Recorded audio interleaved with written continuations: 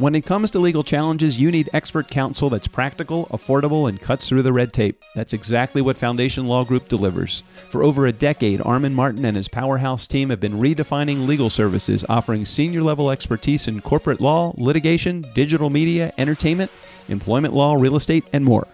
With nearly 20 experienced attorneys, they provide hands-on partner-level service to help businesses confidently navigate their most critical decisions. No bureaucracy, no inefficiencies, just smart, effective legal solutions tailored to your needs.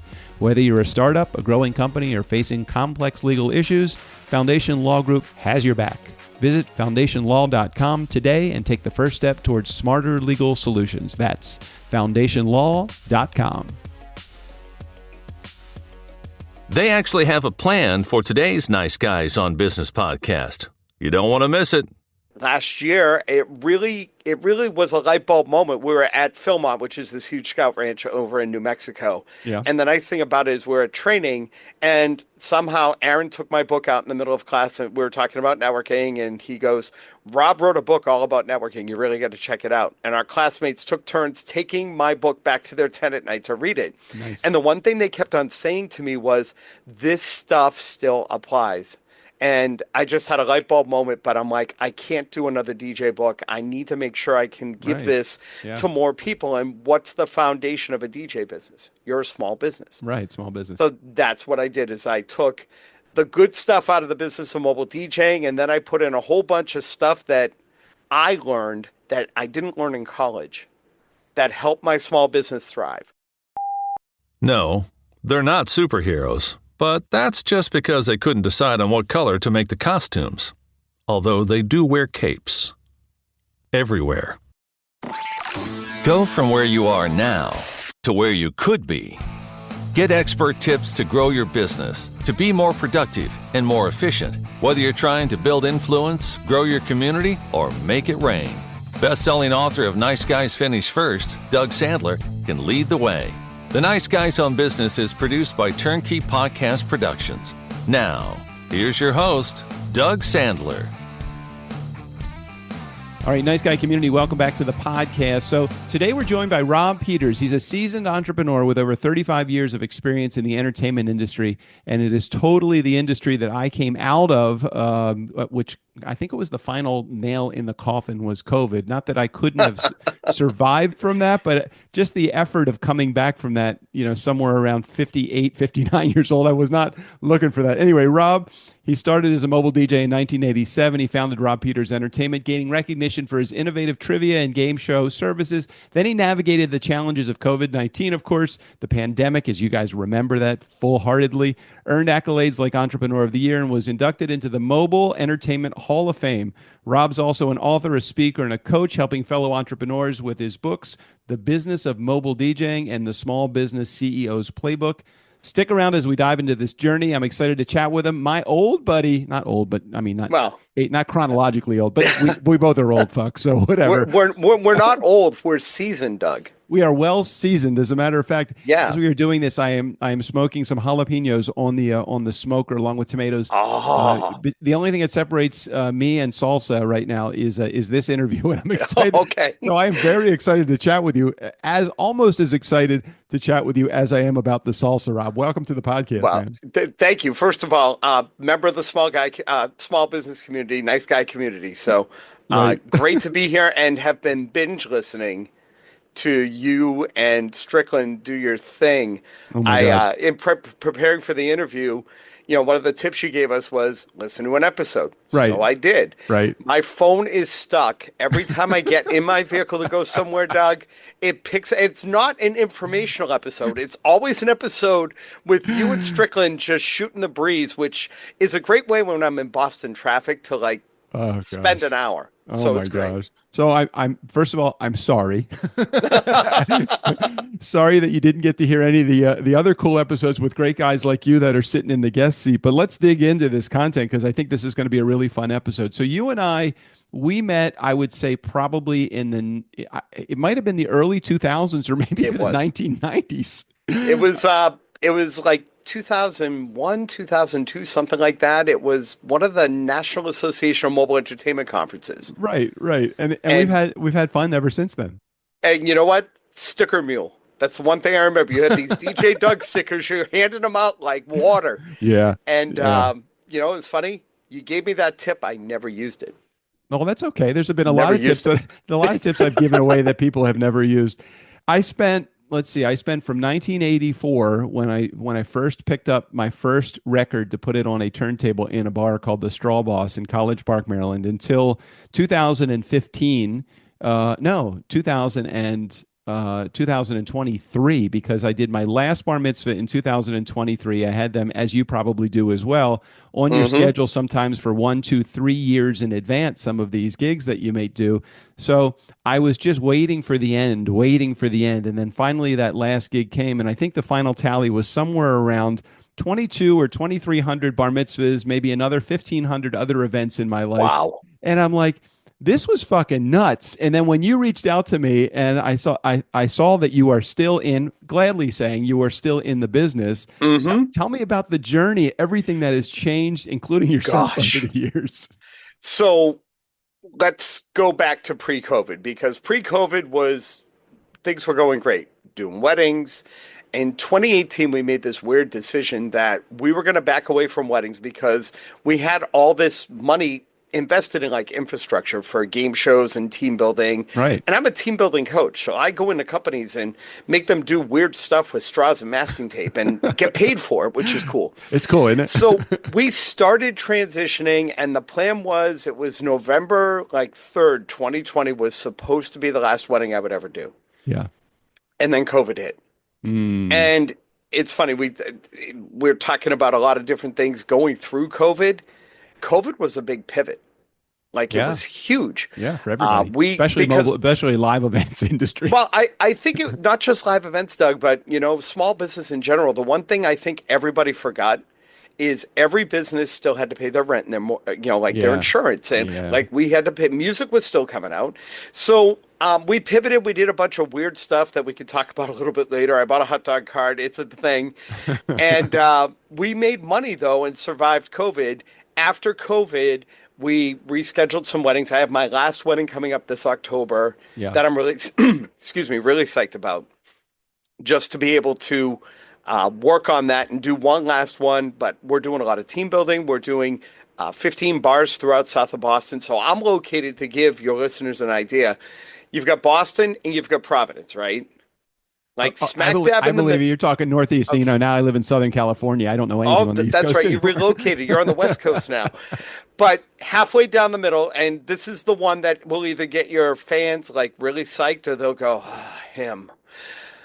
I live 10 minutes away from Gillette Stadium where the New England Patriots play. Oh, my God. So, I'm halfway through the middle. So we have 15 bars and restaurants that we do weekly trivia and music bingo and things like that. We're getting a lot of calls for corporate. We're doing live game shows and just having a blast doing it. So it's a lot of fun. We still have the kids' entertainment division with the bubbles, and we're still doing that. But I'm actually just doing more of the directing traffic now. I go out and do some stuff, but I don't do as much as I used to. So in 2015, and I appreciate you sharing a little bit of that journey, and I need maybe some more details about this part of your life, because I'm going to talk about just something just real quickly, just so everybody knows the setup of this. So in 2015, I wrote this book called Nice Guys Finish First, and then I started the podcast immediately on the heels of that in February of the same year, 2015. And I started planting seeds for this other business, this business consulting, teaching people how to, really focus on customer service as a way to grow your business, the customer journey and all of that. And then the podcast production business was born somewhere around 2017. I had a 3-year head start on COVID, where everybody in the live events business that was moving in maybe a different angle of the live events business, maybe moving to corporate, as opposed to you were still in the live events business. How did you survive from March of 2020 for literally 2 years? How did you pay your bills during that time? Which is a question that I would have had major concerns. I would have shit myself if I had to just make a living in the events business at that point. So in full disclosure, the government did help. Yeah, me too. But at the same time, it didn't cover everything. Right. So a couple of things we did. The first thing we did was we took a look at what was going on around us. Parents and kids home, and they both had to work. Right. I have my fiance and her daughter who live in the same house as me, and they were going at it every day. Is this the same fiance from 2001? I mean, Yes, okay. I mean, yes. at some point, you got to make an honest woman out of that Oh lady. no, you know what? We've been engaged. Actually, it was didn't go back. Yeah, it was actually 2011 we got engaged. I'm sorry, we got engaged in 2017, but we met in 2010. Okay, So it's all been right. 15 years. She's got the ring on her finger, so we're I good. got it. You're just But working on planning. It just takes a little while. you know what? To us, it's gonna eventually happen. It's honestly gonna be one of those things we're gonna come home and go, so what are you doing? I don't know. Why don't All we right, go let's down to go town get hall? married. All But right, take me back. Okay, so so 2020 until 2022. What the hell? I know PPP and EIDL and all the other yep. acronyms that are out there. I'm sure, as I did, you took advantage of as many of those things I, as you I could. took advantage of what was available to me, but the first thing we did was we decided to throw some goodwill out there. We went on tour. We built a bubble trailer with 3 bubble machines and a PA, The and we Bubble ran Man. it Bluetooth. And what we did was we did the bubble tour, and we went into neighborhoods to just spread some cheer And because how people did were miserable. well, did they let you? They obviously didn't let you into their houses, but did they? Were you doing it on the street, literally we going drove up and down the we blocks? drove through going up and down streets, and what we did every day, we had a huge social media following on Facebook. So we plotted it out. We went to 10 towns, and basically we told everybody what streets we were going to be on. Doug, when I tell you, you felt like a rock star when you turned down the street and Oh there my were people gosh! standing there, kids waving to you, holding posters. We had some kids Nice. actually take driveway chalk and do a thank you bubble man kind of thing and drew our logo and everything. We went into towns that did that, and then we started doing bubble driveway parties where if it was your birthday or whatever, we put hula hoops down and that was your spot if Right. you were a kid. We Right. pulled in the driveway, backed in, we had the trailer going, music, bubbles. We did 30-minute parties in, out. We could keep the kids socially distant and we gave them a fun time. I, if I That re was the first thing. If I remember correctly, now this is going way back, well beyond my memory ability to remember anything back in 2020, just a few years ago, Hmm. but it's still further than my senior brain can take me. I remember, at least I thought in DC, you weren't even allowed to do events. Now, maybe that wasn't the same, or maybe I'm remembering it incorrectly, or maybe it was just pertained to inside events. You couldn't do that. You couldn't have any more than like 6 people in a room or something like that. This was all outside in your backyard. So Got it. we took that trailer and backed in, and Nice. honestly, this wasn't like, we were doing it in the parking lot of a venue or doing it under a tent in a venue. We were backing in your driveway, doing 30 quick minutes, keeping the kids socially distant, letting them have fun, and What then a we jumped great in the thing. truck and we went to the next one. What a great thing, Rob. What That a was great the thing. first thing. I bought a hot dog cart. Now, so always wanted to do that. I wrote a business plan back in 2000 about how to do a hot dog cart because I'm like, I'm right on the main drag to Gillette Stadium. Yeah. I could make a killing. I never pulled the trigger until 2020, bought a hot dog cart because you could sell food. Like that's how you could do it. Right, right. Went and got all my licenses, did everything. Yeah, We set up on Route 1. you were an essential. I forget what it's. Essential worker. You were an Right. essential If you're employee. selling food, you're an essential worker. And we set up on Route 1 and we did like weekday stuff. So we were down the street from this place called the Auto Mile, which is all these auto dealerships. And we would set up at this candy store that had an ice cream shop. Yeah. And the service managers would all go and scout out if I was going to be there. They'd pull in and they would buy lunch for their crews and then send down the salespeople with people test driving cars and stuff. So It great. was insane, but we took it to another level because we used the hot dog carts to help the senior citizen communities and the councils on aging. They would hire us and pay us to go do a parking lot party where we would serve lunch and we would do music bingo using a small FM transmitter, like consumer grade thing. Right, right. And if they got bingo, they beat their horn. It was really cool and it was a lot of fun. And they were just looking to get the seniors out of the house and get them engaged. So Way to pivot, innovate, and be creative with everything. And one of the things that I remember about you going back, I mean, this probably is your entire life because I feel like I lead the same life this way. You have been an ultimate positive person, the one that always says, I know it's going to work out for the better, and I know it's going to work out to my benefit, and it does. If you're a law of attraction, if you continue to have that attitude is going to come back to reward you. Tell me how much that played into the game here, as far as you would think. it Well, in full disclosure, at that point in time, also, like right at the beginning of COVID, my dad passed. Oh, My sorry. dad had been fighting pulmonary fibrosis. He was in Vietnam and he was exposed to Agent Orange. And the one thing about that journey, which unfortunately ended, was leading up to that. Every time they gave my dad a diagnosis, he beat it. Mm, So they would say you get 6 months. And like 18 months later, he'd be going in for a checkup. They'd be like, wow, you got this far, but guess what? You got another 6 months. right. So I looked at that, but realistically, it was one of those things I didn't want to stay home and not do anything and Right. just ride Right. this out. I would go Right. stir crazy. Watching Friends reruns really wasn't going to work for me. So I wanted to keep busy because I figured at the end of all of this, if I'm still standing, that means that I have a future to continue working on as opposed to some of the small businesses. And you and I both know them, Doug. There are people who were there before March of 2020. And when things reopened, beginning of 2022, 2023, they were gone.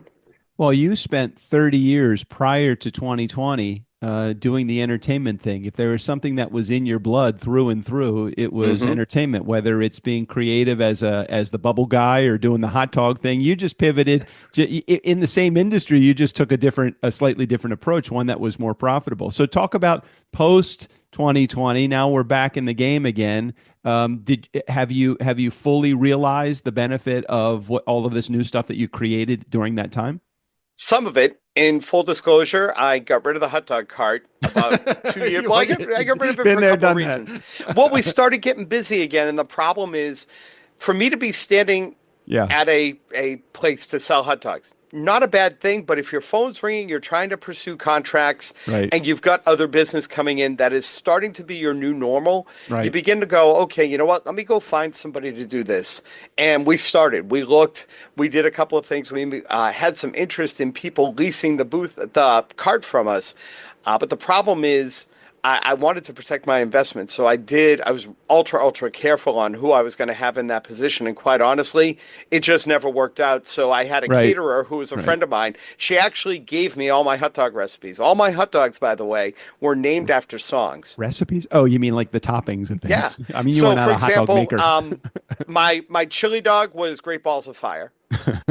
I Jerry had a Lee Live Lewis, La Vida Loca dog, which was salsa Ricky and Martin. Doritos and cheddar cheese. Like we went crazy with this just because we wanted to have fun with it and put something else on the map. But my caterer bought it and she actually made some money with it. But we just got back on the horse and started Right. networking and doing Right. a lot of the stuff we did before. I mean, I love going out and networking and meeting new people that I can expand my horizons into and at the same time help them with what they might need on my end. So it was pretty cool and we're doing pretty well. We're doing good. I remember going back to 2013. The reason I even decided to write the book to begin with, when I wrote a book, and I know you have a couple, and we'll talk about those as Hmm. well.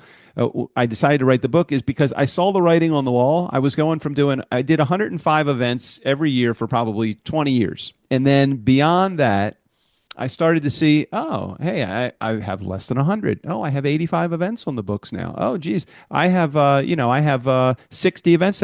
Geez, I got 50 events.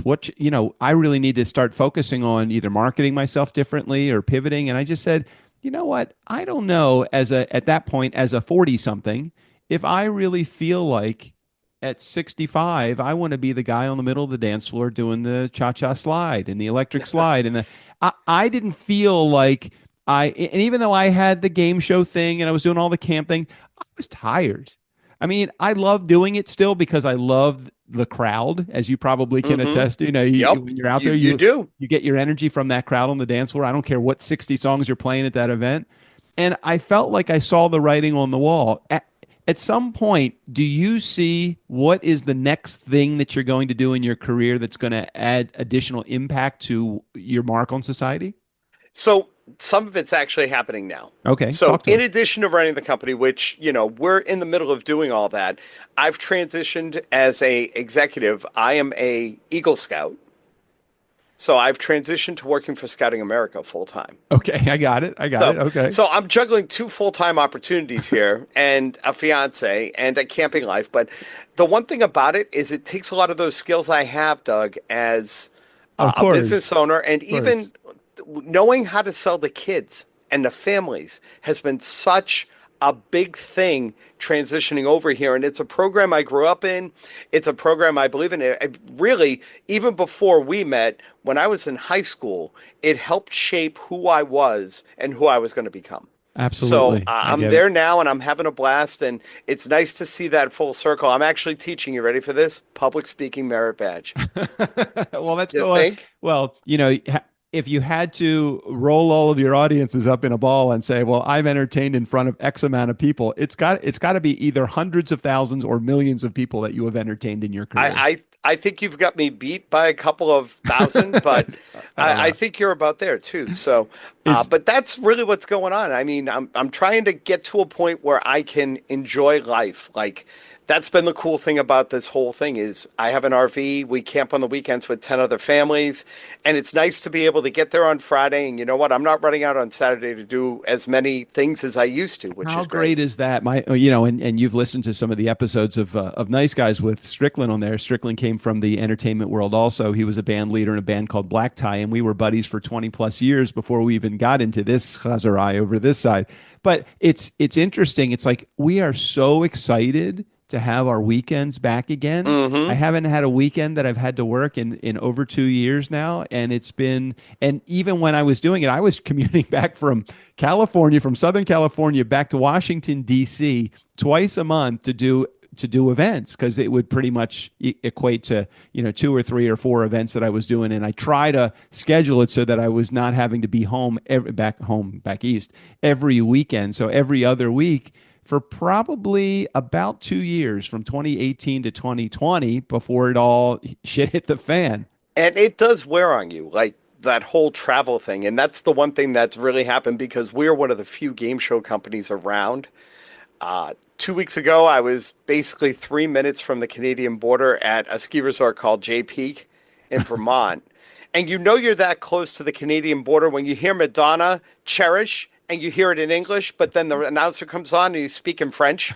You're in a totally different zone, right? And I've got companies all throughout New England. I have a company every year. They've booked me for 5 years. It's a subsidiary of Verizon. They have their annual party the weekend before Thanksgiving. So remember, if you go back to the entertainment days, that was always a slow weekend. Right. They pay for me to drive from Foxborough, Massachusetts to Bangor, Maine. Oh my gosh. To do a game show party for them. They put me up. They don't squawk about the rate. And that's been the cool thing about a lot of these transitions is I think about that line from the movie Pretty Woman. I say who, I say when, and I say how much. And that's been the cool thing about this whole experience is I get to do that. I feel like we have been so fortunate to be able to entertain people for a living. And I don't know about, I can't speak for you, but I know from my perspective, it was the greatest. I don't slight any of the years that I spent doing it. I made a shit ton of money and I felt really good in that. And you get thanked by applause by an audience. The tough stuff was obviously getting the equipment to the gig. You have 2 gigs in a day, making sure the timeline works, all of the stress and the emotion and the energy that goes into that. Where you pull the energy from is the audience itself. That audience applause is nothing like it. When you look out there and you've dropped the right song and that dance floor is packed and you see the smiles, the money's good too. So don't forget the money. You got into the DJ Hall of Fame, something I have never been in. Mobile Entertainment Hall of Fame. That's got to feel good. It's nice to be recognized or nominated by the industry for what I've done. Doug, going back to when we first met, this industry did so much for me to be able to give back and share what I know. And that was really the beginning of how I got to being able to write not just 1, but 2 books is, I felt like I had to give back because I've had such a great journey with the whole thing. Yeah. Yeah. Okay, so tell me about the projects you're working on now. When you originally reached out to me and said, "Hey, I'd love to share some of my info on your podcast. Would you be open to it?" And I said, "Heck yeah, I want to hear more." So tell me what was the intention behind the invite? So 20 years ago, I wrote The Business of Mobile DJing because back when we first met, the amount of business acumen that was in the mobile DJ industry didn't exist, Yeah, more right? time was spent in the on the trade show floor than in the classes teaching you how to run the business. That's how I started doing this. I'd be on the trade show floor, and I would have a guy demo a piece of equipment. You go, I'll be right back. I got to go check with my wife to see if I can take the money out of our bank account. I'm like, you don't budget for this stuff? Right. And that's how that all began. So 20 years ago, I wrote that book. It was through Pro DJ Publishing. And in the mobile DJ industry, we sold like 500 copies in 2 years. Mm-hmm. So flash forward, about 2 years ago, I'm at a planning conference with Scouting America, and I'm sitting with my friend Aaron. And for some reason, we got up on the topic of people we knew that wrote books. Mm-hmm. And I just blurted out that I'd written a book. And it was me, him, and 3 other people. And they turned from, I've written a book, to let's go find Rob's book on eBay, which they did and bought for $5. I seriously feel like I got gypped. You got none of that sale. Deal. None of that sale. But the one thing that they kept on saying when they got the book and started reading it and they passed it around the office is a lot of this stuff is still relevant. And last year, it really was a light bulb moment. We were at Philmont, which is this huge scout ranch over in New Mexico. Yeah. And the nice thing about it is we're at training, and somehow Aaron took my book out in the middle of class, and we were talking about networking, and he goes, Rob wrote a book all about networking. You really got to check it out. And our classmates took turns taking my book back to their tent at night to read it. Nice. And the one thing they kept on saying to me was, this stuff still applies. And I just had a light bulb moment, but I'm like, I can't do another DJ book. I need to make sure I can give this to more people. And what's the foundation of a DJ business? You're a small business. Right, small business. So that's what I did is I took the good stuff out of the business of mobile DJing, and then I put in a whole bunch of stuff that I learned that I didn't learn in college. That helped my small business thrive. All of the stuff that you learned in growing your DJ business, the pivot during COVID, all of the things that you learned, those are all things that could apply. You don't have to be a mobile DJ in order to make it work. You're learning systems, you're learning process, you're learning dealing with people, relationships, invoicing, HR, all of the stuff. Even if it's a business of one, you still need to have that experience in Nice Guy Community. This is what Rob does. This is what he is exceptional at. You can't have a business for 35 plus years, be successful at it and not learn some shit. And he has learned a lot of shit. Exactly. It was a lot of fun to write. It was a lot of late nights. My fiance would go to bed and I'd be until about 2 or 3 o'clock. And funny, now that the book's out, there's a whole bunch of new ideas that just keep going. Like I'll be in the truck and I'll be sitting in traffic and I'll be like, wait a second, here's an idea. And I have a notepad right there.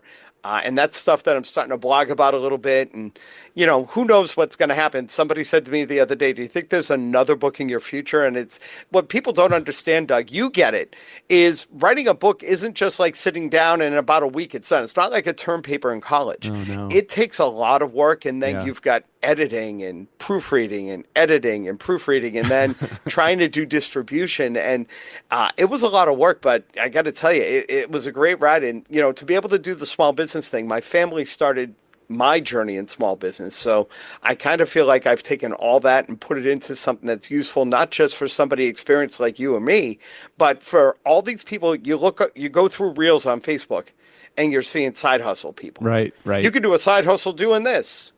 But if you don't know how to run a business and you're going to learn from people's mistakes, and I can help with that, it's a win all the way around, and we can build a better future for a lot of people that are serious about being in business. Well, one of the things that you talk about in the book is the 10 commandments to small business success. Can you maybe tease those just a little bit? Maybe share one or two of them? I'll give you a couple of them. The first one is real simple. Every email, every phone call, every inquiry on your business is an opportunity for you to make money. I love it. Fellow DJ, who you may remember, Mike Walter out in New Jersey. Absolutely, yeah. His ringtone when his phone rings is a cash register. So if you think about that, right? Yeah. That's so huge. Another one that I really think is important is if you need professional advice, ask a professional. Yeah. If you look at all these little community groups, and again, I know that this exists in every industry, you've got people going, I need advice on how to do this. And you've got other people in the industry who are not qualified answering that question. and not going to like a lawyer or an accountant or anything like that. But the big one I've got is do not dismiss the opportunity to do good or do goodwill. You cannot put a price on future goodwill. What's so amazing about these commandments, and again, nice guy community, think about this. These, and no offense to Rob at all, because these are amazing. These are not rocket science. And if you get the expression, or if you hear the words, oh man, duh. I remember I wrote my book again, and going back to 2015, I talk about the 3 principles of the nice guys. In order to be a nice guy, you need to be a nice guy. Yep. You need to return your phone calls. Those are 2 things. You need to tell the truth. I mean, it's like, and somebody wrote an Amazon review of it. Duh. I mean, that was the entire 1-star. Duh. I'm like, yeah, but until you do them, until you take those 3 things that Rob said, plus another 7 of the commandments that he can share with you through his book, until you actually do them, to know and not to do is not to know. Exactly. And so you need to do the things that Rob is saying. Every time the phone rings, it is not a thorn in your side. It's an opportunity for you to make money. Give me those other 2 again. What were the other 2 that you mentioned? The other 2 is if you need professional advice, ask a professional. Right. Ask the professional. Become a mentee of a mentor, somebody that has been there and done that. And what was the 3rd one that you shared? The 3rd one is you cannot put a price on future goodwill. I mean, come on. All of these things, if you're not doing them and you want a side hustle success, then you're going to not get there. You've got to do these things. All right. What's the book? How do people get it? Where are we with the book right now? The book's out, so Okay. you can get it at robpeters.biz. And in fact, Doug, for your community, if they use the coupon code NICEGUYS all together, they get a discount. Oh, come on, guys. Go buy the book. Go buy the book. It's available right there, and I'll even sign it if I see any of the nice guy coupons. I'll be happy to sign it and give it a little inscription, because you know what? It's all about opportunity, and if my opportunities and some of my mistakes can help your opportunity, more power to you. And you know what? It creates a better future and a better business climate all the way around. All right. Give me the website one more time. robpeters.biz, B-I-Z. Couldn't be any easier than that. So go grab a copy of the book. All right, let's take a slight right turn here. I want to know, like, what's going on in your life. Like, what happened personally? Tell me where are you? I know you have a fiance. Tell me more. Yep. So been with Kim now since 2010. Her daughter is down at Ole Miss. So we're watching her grow into a young woman and going after her degree, and it's tough because they're like best friends. So for me to be there is it's definitely unique and a lot of fun. It's nice to be able to go down there because it's a culture shock. Other than that, my mom, taking care of my mom and just enjoying life, enjoying some camping and going out there. Where are you taking your RV to? You said you take about 10 trips a year. Where do you go? Well, for the spring, we start April 1st. And we go camping. You ready for this? 10 minutes from my house. It doesn't sound like much of an adventure. Well, we've been doing this for years with 10 families, and we take a whole row of this campground, which is, again, 10 minutes from Gillette Stadium, right? Yeah. But the nice thing about it is when we had Madison at home and she was going through all of her activities and stuff, we could go camping. Yeah. We could leave and go to a softball tournament or whatever she had going on and come back at the end of the day. Yeah. We do travel a couple of big trips. I'm going to Old Orchard Beach. I think we're going to upstate New York to Lake George this year with the camper, but I've also got, other stuff going on. We're doing a couple of conventions this year with the book, and just trying to get out there and get into front of like trade groups and things like that, because I think this benefits everybody. But that's what I'm really up to. I've got to a point where work, as great as it is, you have to find that balance. When do you think you're going to hang up those the 1s and 2s for good, if ever? For good? Or do you see yourself ever retiring, or is that not a part of your future? It's funny. I had this conversation with myself today, and I said to myself, self, right now I am 38 years in. Yep. And I think I'm going to keep doing the management and taking the occasional gigs here for another 1 or 2 years. and just build up. I mean, I've had some offers on the business to be able to sell and walk away. Right. I have somebody who's buying the bubble business this year, which I'm pretty psyched about. Right. And I'm going to be coaching him. And I think if I can continue to build this trivia and game show thing for another year and just make sure it's fine-tuned for the new owners, they've put a pretty lucrative offer that I'm still kind of considering at the moment. I don't know if I want to sell it to them with the way things are at the moment, Well, Rob, you are, as always, such a super guy. I was so excited when I heard from you. I'm horrible with staying in contact with old contacts. Ken Costco, who does not live too far from you in the right up the road. In the Mass area. He and I have stayed connected, but I'm so horrible, and he's horrible at it too. So we end up never talking, other than just maybe a Facebook message every once in a while. So let me give you a little history and see if you can remember this. All right, you were on my podcast because I've done occasional podcasting here and there. You were on my podcast during COVID. I was. We recorded an episode and talked about nice guys. I did not remember that. Yep. So what the hell? It took you 4 years to get back to me. Yeah, it's my fault too. But no, you were on my podcast was the Mobile DJ Business Podcast, which as things came out of COVID, I was like, you know what? I just couldn't put the effort in to be able to do that and just maintain it. I just had too many things going on. And, it's that whole nice guys thing, being, the positive, proactive guy. I just kept on wanting to go after opportunity after opportunity. We'll talk about this after I stop recording too, but you mentioned some sort of secretive nature mentioned at the beginning is, hey, we might want to talk about maybe a podcast. So what's going on in your world? I mean, just give us a teaser. Well, I think in conjunction with the book, if I'm being honest, I think being able to go on and do more of the small business kind of approach, and I had some good experts. I had you on. I had a bunch of people that were not DJ related, right, on that podcast that had some really valuable stuff. So great it's interviews. Something that I think would be pretty cool to be able to do again. I do enjoy getting on the mic and being able to do interviews and things like that, and be able to. Again, I think it's part of. If you really think about it, it's part of your legacy and who you are. I mean, you've got Turnkey, you've got all this great stuff going on, and it's what people are going to remember. They're going to remember you did the book. They're going to remember you did like 2 million mitzvahs in Washington, D.C. But, it's the stuff we're going to leave behind for the future. Yeah. I think that's going to make it stick out. So you never know. We might be talking about that. All right, Rob. Well, so appreciate you and being on the show. Thanks for hanging out. And thanks for having me. Yeah, my pleasure. And for those of you that are in our community, again, go to robpeters.biz, B-I-Z. We'll make sure we put a link in the show notes so you have access to it. Thanks, Rob, for sharing. Thanks for being here. And thanks for your expertise and your positive nature. Again, thanks for being here. Oh, thanks.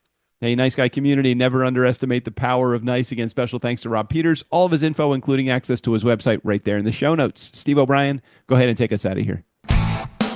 For the Nice Guys on Business, I'm Steve O'Brien.